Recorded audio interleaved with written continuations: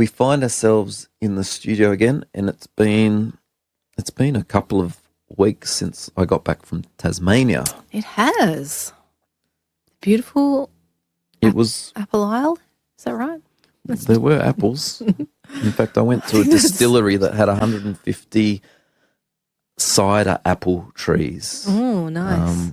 Shout out to Wilton Hill Orchards Distillery, maybe. And what time of the morning were you at that distillery? 10 a.m. Trying their wares at 10 a.m. Well, that was an accident. I think it was Wilmot Hill, not Wilton. Wilmot Hill Orchard and Distillery. Anyway, well, yeah, it was on the itinerary to get there sometime around lunchtime, midday, after having done a cave tour at 10 a.m. So I set the GPS and away we went. And it was the only day that was really pouring with rain. We had such good weather, but it was perfect. So this particular day, yeah, pouring with rain, very hilly where I had to drive, and I'm in a little MG hatchback, and it was struggling on some of these hills. And I had a look and I thought, oh, we're going to be about 6 minutes early. This is perfect timing. Park the car, get down to wherever the office is and get on to the tour at 10 a.m. And I just remember driving for, 20 minutes, like winding roads up this side of these mountains, hilly mountains. And it said that I was going to get to a T intersection and the driveway would be on the right. So pulled in and just suddenly saw a sign that said Distillery. And so I just immediately stopped the car. So I'm like right in the start of their driveway, and I see this old bloke standing there with an umbrella, just sort of like staring at me. And I like, what's this idiot doing? Just stopped in my driveway. And I'm thinking, hey, how do I get here? What on earth is going on? I had no idea how I'd got there and not to this cave. And so he's motioning me in. So I thought, well, I guess I don't have time to go. Wherever Guns Plains is, I'm not there.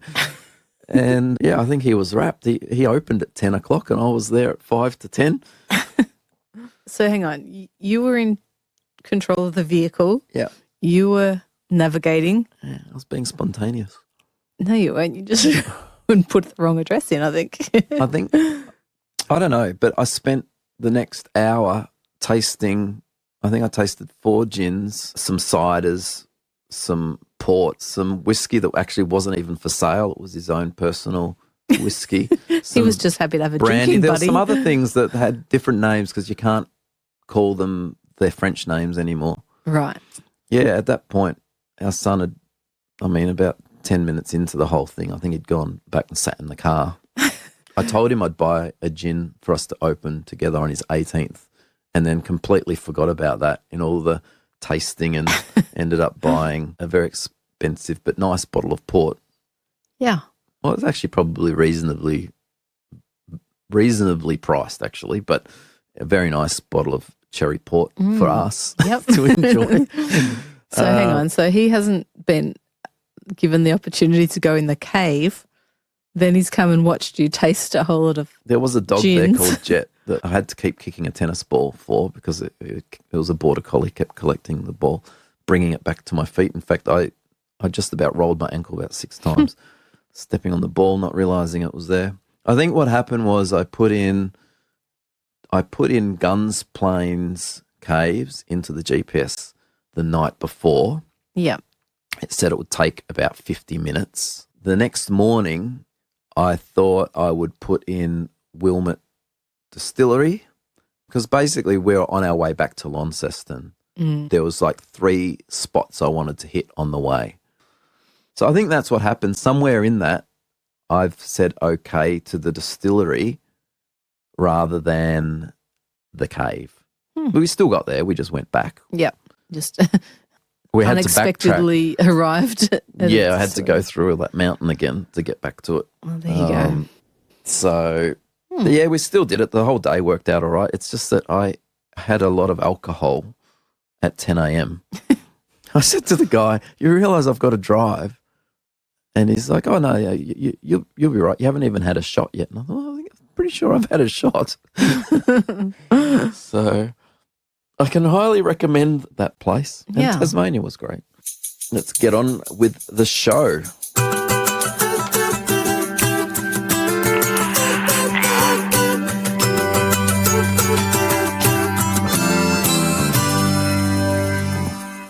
Welcome to Pain in the Arts, the podcast where the pursuit of meaningful art meets the unpredictable demands of real life. Triumph in the face of absurdity. I am Breallyn. And I'm Lyndon. And Welcome we are to the married. show. How long have we been married? See, you don't know, and I know exactly. Tell me. 27 years, 3 months, and 2 days. Wow. I'm so glad that it was such a pivotal moment of your life. Or I just made that up. Carried it. Oh, okay. No, it's around then. What? How much? I'd be surprised if I got it right. Yeah. That was like literally me just guesstimating. So, okay. So when was it? 1996. So what's that make us? Old. Ancient. 96, 20, 28 years. Is wow. that right? Is that right? So it was April, May, June, July, August, September, October. It's nearly November. Oh, so 6 months. So I was off by a year and 3 months. Okay. But I bought it. So there you go. Winner. You weren't sure. Yeah.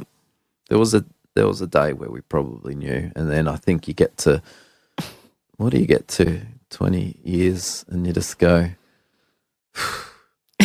you again. Pretty much counting any birthdays or anniversaries is not a fun pursuit anymore. So it's your turn to bring a topic, although you just left it on the couch, so I sort of already caught the title. Let's talk about this very interesting topic because I feel like we've touched on it probably very regularly throughout our years together, Lyndon. So let's talk about perfectionism. Particularly today I wanted to talk about, is perfectionism a killer of creativity? And I feel like you've probably been well known as a tortured perfectionist over the years.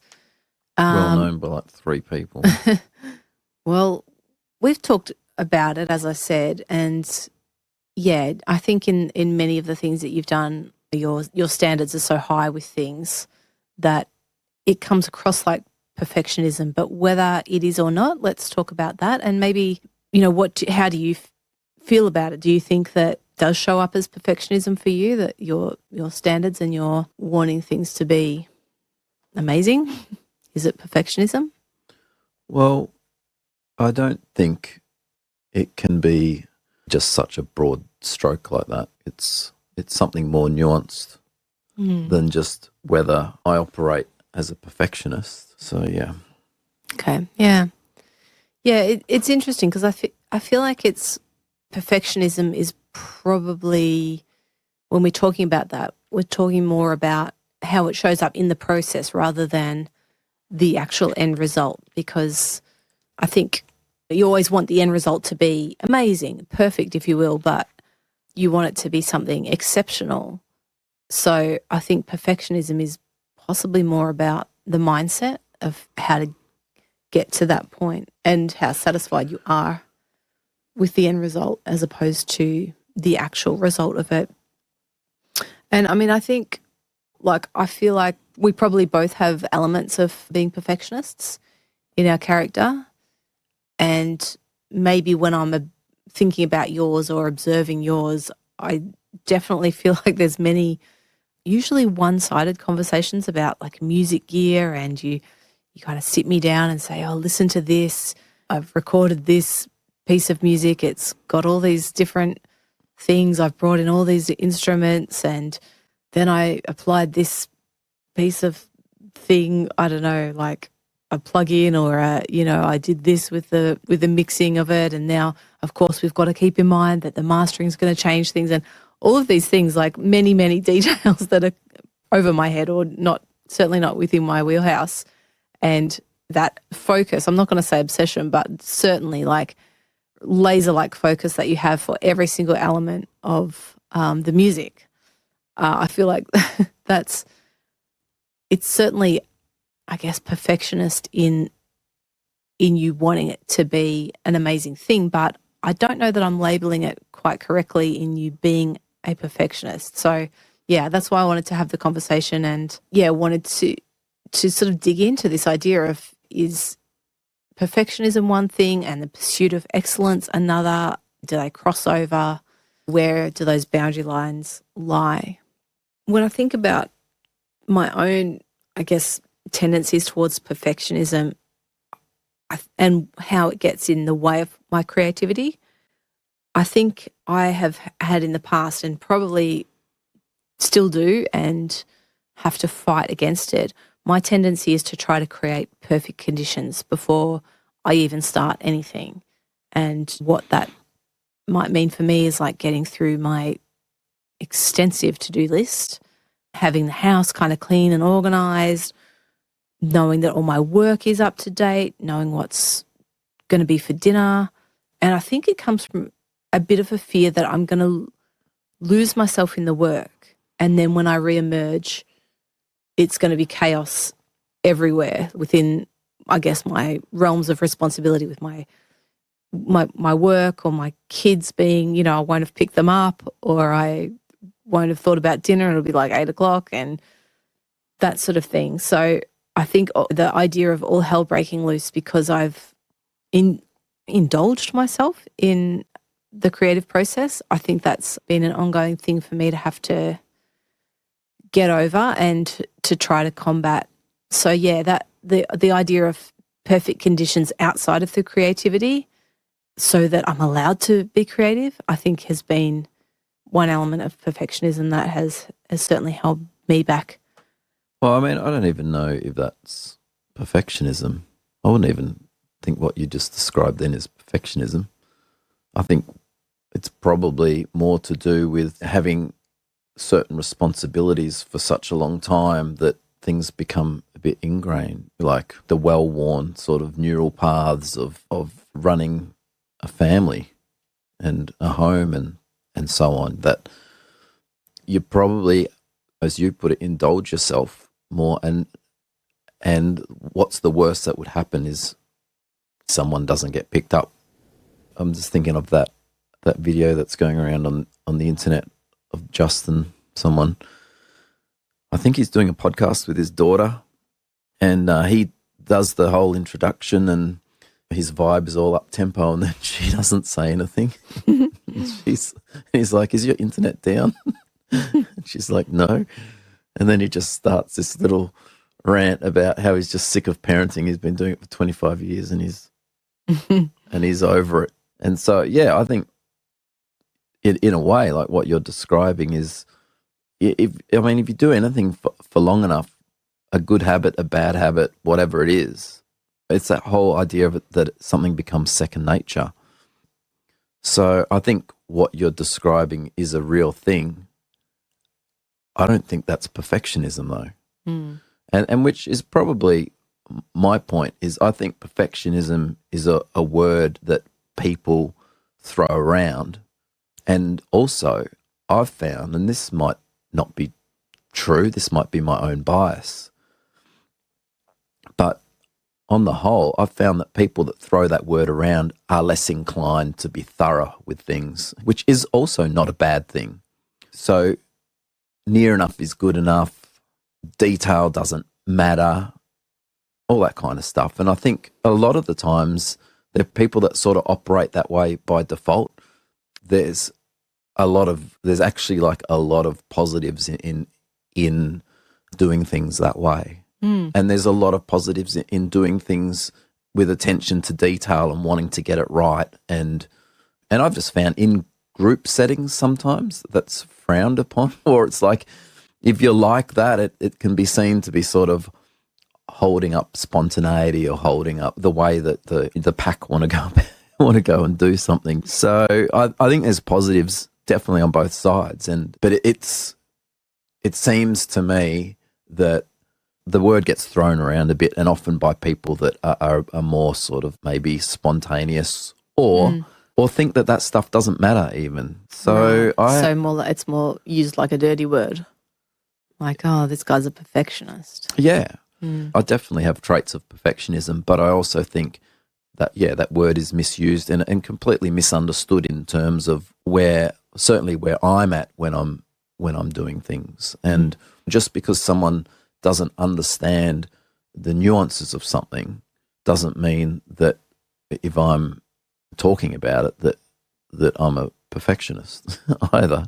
If someone was talking about their computer science or coding or something like that, I wouldn't understand what they're talking about. But just because they go into detail about it doesn't mean that they're a perfectionist. That might just be just describing their work. Yeah, they might be a perfectionist, but you're saying that's not necessarily a conclusive proof that they are.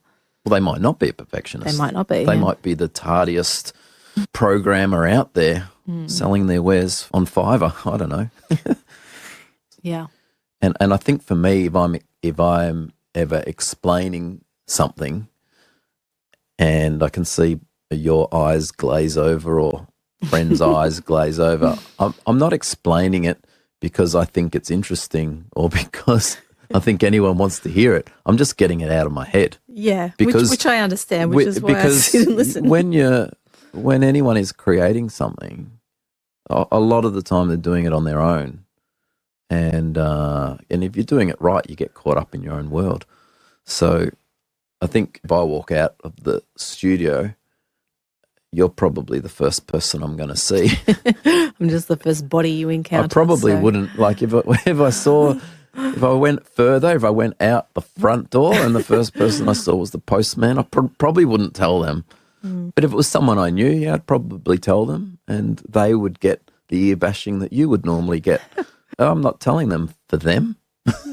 I'm telling them for me, I suppose. Yeah. Well, I think that is an interesting thing, is putting the thoughts into words has power. And yeah, I think it's sometimes you're not quite sure what you think or how you're thinking about something until you've tried to explain it to somebody else, and that really narrows in and clarifies your thoughts for you. And that's the purpose of talking in many of those instances. I mean, I think that you've lived with your own creative processes and learning to understand yourself for such a long time that you've certainly been able to develop those things and it's probably come a long way. But I guess sort of thinking back to perhaps when it might have been a bit more debilitating, like that idea of having it all perfect. Like I feel like I've seen you change over time in that regard. Do you think that, like I was wanting to talk about perfectionism and mental health and how is there elements that are healthy? Is it unhealthy all the time? The health of the person who is sort of, I guess, caught up in having that perfectionism in their creativity. Well, I mean, last episode we were talking about, one of the things that we did cover a little bit was expectations and how my expectations that I put on myself that have been there and that maybe I don't even realise are there necessarily. Like I might not realise that I'm bringing them into a project sort of before it starts. And so like last episode, the context of that was thinking versus doing. So thinking about the work as an imbalance to doing the work. So way too much thinking. And when I was thinking about that, I thought, what are the things that are stopping me from just doing the work? And the first thing I thought of was perfectionism. And then I realized that actually wasn't perfectionism. It was just expectations I had on myself. Now, those expectations could have an element of perfectionism in them or to them. But I think on balance, that was literally just expectations I had. So it's not really about having perfect conditions. It's more about just all the things going on in my head, kind of going, okay, well, I'll need to have enough time. And if I'm going to do something with guitar, I'm going to have to buy some strings because the strings that are on the guitar are old. Like just little things like that. And so, yeah, I mean, that is, I suppose, a condition or a little boundary or something that really, even though those things might be true, it shouldn't stop me from starting. Mm. I think that was the point. But like, yeah, I wouldn't call wanting to have new strings on your guitar perfectionism. Right. That's not perfectionism. Yeah, it is an interesting, I mean, it's, again, like we've come back to, it's a word that we're grappling with the definition of and trying to work out, like it's something that is talked about in creative circles, perfectionism and What you mean, like negatively? negatively, but I feel like there's a lot of creative people that do grapple with it in their own lives and in their own creative practices of like, am I being too perfectionist about this, or this isn't good enough, or there's these ideas that in people's heads and constraints in just kind of ingrained in them in how to get the work done. And last episode we were talking about thinking about the work is not doing the work. And in all of that thinking, sometimes it can become a bit of a negative spiral. And I think perfectionism is involved in that in some ways. There's the idea that some perfectionists are sort of held back by a fear of failure, of like, if this isn't perfect, if this doesn't go exactly as I kind of want it to in my control of this project or of this thing, this piece, this whatever, then I'll be rejected by others. It'll be criticised and judged as not worthy and so on. So there's that fear of like, if it isn't perfect, it's not good enough at all. And so I think that that's certainly one element of perfectionism that can hold people back as well. And the other side of it too is fear of success, of being, if this does go well, my life might change. And am I ready for that? Will that be in my control? Will that be something that I want?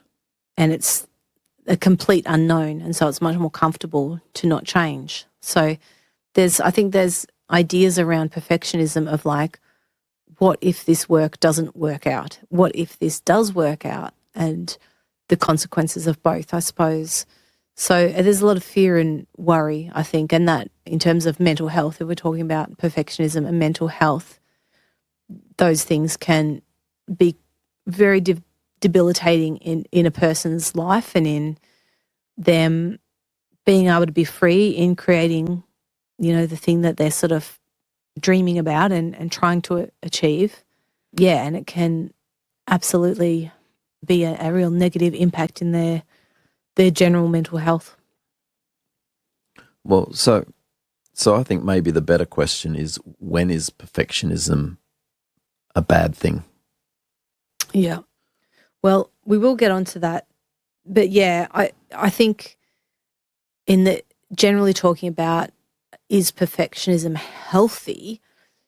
We've touched a bit on, is it healthy for the person, for the creator? Is it good for their mental health? And I think when it gets very constrained and narrow and there's lots of like embedded in that perfectionism, there's lots of feelings of, am I worthy if my work isn't worthy, or am I good enough? I think that can be really unhealthy. But I also wanted to touch on the idea of whether perfectionism makes the work healthy, of like trying to get this thing perfect.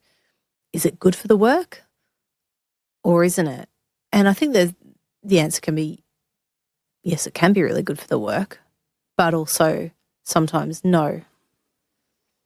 It probably depends at what stage of the work. And this is why I think when people, let's just say on the outside, are looking in and they just are seeing moments, or they're hearing someone like myself talk about music or the work or whatever it is, that they can just sort of throw out the word perfectionism. But it has its place, I think, and there's certainly times where if you are that way inclined, then you really need to sort of not go down that road very intentionally. So an example would be, so if I'm writing something, I shouldn't bring perfectionism into it at all. So that would, at the time of actually being inspired and and doing something, if I bring a level of expectation of this has to be the best thing I've ever done or whatever it might be, it'll kill it. It'll kill it in every single way. So that would not be good, and that obviously would lead to, say, I could have feel like I've wasted an hour. What am I doing with my life? Why did I let that happen? Like, it could be quite bad mentally in that moment. But if I'm at that point of where, right, I've got this thing and now I need to make it better, then I might be calling on more of that sort of side of me that knows what needs to be done to get it to a level that I think would allow the project or the song to move forward. So even then, it's like, well, would that be perfectionism, or is that just part of the editing process? Well, I guess I would say that would be part of the editing process. Yeah. So I think too, like for creative people, you have something in your head and you're trying to get there. And sometimes often it's not fully formed at all, and you don't know what it is. I don't know what it's going to sound like until I've made the sounds. And if anyone was observing me at the time, I potentially would look at any given moment like a madman, or like a zombie, or like someone that's had a lobotomy. I mean, sometimes I'm sitting there with the guitar and I'm dribbling because I'm so deep in I don't know, it's like a trance. Yeah. And so there would be times where it would look like, because I'm trying to achieve something that's in my head, and I'm quite happy to get close. I can't get it perfect because I don't know what it is until I hear it. So yeah, it's yeah. Yeah. Well, I would say in that sense, I feel like there's an element of perfectionism that can really kill that creative process, because if there's an idea, and every time you sort of start with a creative idea, there's this sort of, I don't know, shining image of how it's going to be in the end, this beautiful starburst of an idea that captures you and makes you want to bring it forth into the world. And it actually never ends up like that. Throughout the process, it changes and develops, and it is never quite going to be how you envisaged it at the time of conception. But through the process of creating it and actually bringing it into being, it can change and develop for the better. There's little, ideas and avenues, interesting little curvy little laneways of thought that you can go down when you're creating something throughout the process that you didn't see in the start. And if you have too tight of a control over that final result being the perfect idea that you had to begin with, you'll actually miss more of that creativity, more of those ideas that you'll find along the way. So I think in that regard, having the perfect idea and creating the perfect product can actually kill a better idea and the better products that can develop along the way. I was interested in how setting something up as being a perfect thing can actually impact the work. There was a university that had two groups of students, photography students, and one of the groups was given the project of produce a print, a photo, just one. We just want your best work. Just give us one beautiful, exceptional, creative, wonderful idea, perfect print. You can take as many photos as you want. You can develop your work however you want. We just want one at the end. The other group of students had to hand in 100 different prints, 100 ideas. They didn't have to be great. They didn't have to be perfect. They could be as rough as they wanted. They had the chance to just do anything, but they just had to hand in 100 at the end of the semester.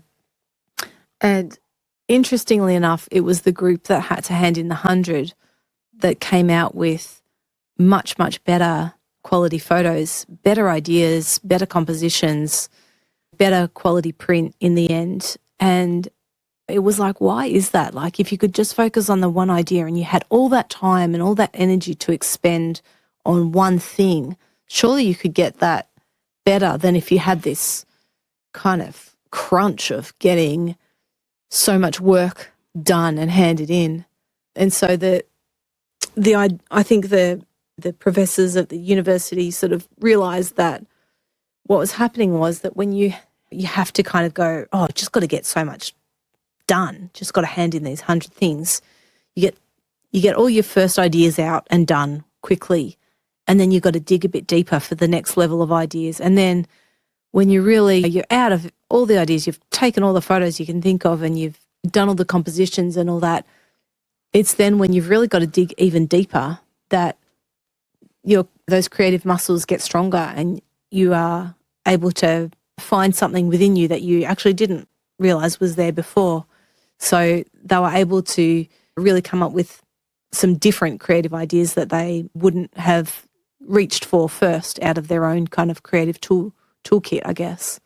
So, yeah, it's an interesting idea that the idea of producing something perfect never worked out, but the idea of keep going with your process, produce more things, explore more things, try more things, that actually produces better creative results in the end. Certainly most people I've spoken to would be in agreement on that because we've all experienced that. And the rigidity of just having a particular idea and then that's it and that's what you're striving for, I've never seen that come to any good, to be honest. I can't think of one time personally, either with my own things or with clients, where that has resulted in something that is truly creative and like an expression of that person or an expression of them in that moment, in that space and time. It's a way of getting something done, but I'd argue it's not the best way of getting something done. I would definitely agree. And yeah, I think to come at it with that rigidity in mind of like, I've got this thing that's going to happen and I know exactly how it's going to work and this is the result that I want. I think that ends up being more about controlling the process and trying to control the outcome rather than being creative. I think when you're trying to make something that is a creative expression, you can't choke out all the creativity of it because it sort of ruins the point in the end anyway. Well, see, creativity is another word that's just a blanket, all-encompassing word. If you look at what creativity is and what it entails and what is at the core of it, it doesn't, like the result of creativity might look perfect to someone and to someone else that same thing might look like trash. Yeah. Even if you think about like different genres of art and you think about folk art, when I say folk art, that sort of stuff, it's like you would never expect to find that in a gallery. Yeah, like outsider art. Curated outsider art. Yep. But the person that created that may have been a perfectionist. Yes. They may have been, and it's sort of beside the point. So what is at the core of creativity? Well, one of the things is discovery, and one of the things is curiosity. Yep. And one of the things is marrying that with something in your mind. And there's probably pursuits too where you literally, and music, it can easily be one of them, where you don't have anything in your mind. You're literally going in with a blank canvas, although what is in your head is years and years and years of conditioning anyway. Yeah, so what was you saying? About control, I suppose. And I mean, I think one of these distinctions that just because we've been doing things for a long time is we're able to bring those elements of not controlling the process, but reaching excellent, tidy, good results through that editing process, through that being particular about details, being thorough in our approaches with different things and so on. And I think that as the point you were making before, that shouldn't be confused with perfectionism, but it is those elements of being quite disciplined and bringing those disciplined approaches to the creative ideas that, do end up with results. So I would suggest that for us, as we're moving through our lives, creating things and enjoying pursuits that we do, I suppose your musical things, my writing things, I think that the both of us have been able to have our focus more on the pursuit of excellence in what we're doing rather than trying to be controlling and perfectionistic about the results. And yes, I feel like we've reached a point in our lives where we're a little bit freer and wanting to have high sort of production level standards, but also wanting the freedom in the creativity and being able to hold those things, both of those things in tension, I think is the way forward for us. So, I mean, I'm definitely at a stage where I value being prolific more so than being sort of pedantic, I guess. Oh, yes. That's a good distinction. I remember years ago, like when I first was like, I want to be a musician and a songwriter, I always wanted to like have a big body of work. And I'm super disappointed that I've got to my age and I haven't got that. So it's more that it's just now I feel like, all right, I've got a really good opportunity to put that into practice. I was just watching King Gizzard and the Lizard Wizard, and I think they've probably put out 1 or 2 albums a year for the last 6 or 7 years or something. Like that's amazing. They are prolific. Yeah. They're literally about creating and seeing what comes of it and knowing who they are and what they like. Yeah. Well, our son is in the studio today with his band creating something. So we hope that they will have a great time and not get too caught up in trying to produce some sort of end result in mind, but just enjoy the process. And it's their first little foray into the studio as a band, so it's very exciting for them, starting out in their prolific pursuits, hopefully. In their post-punk band. Yeah. Whatever it would be called. It'll be fun. It'll be great, yeah. We will see you next week. Thanks for listening. Bye. Bye.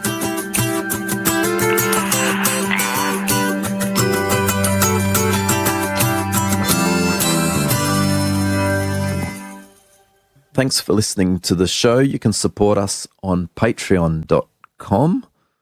Just search for Pain in the Arts. Or if you want to put in the whole link, it's patreon.com/Pain in the Arts Life.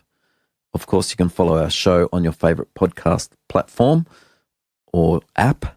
And if you need to know more about us or the show, you can visit our website, paininthearts.life.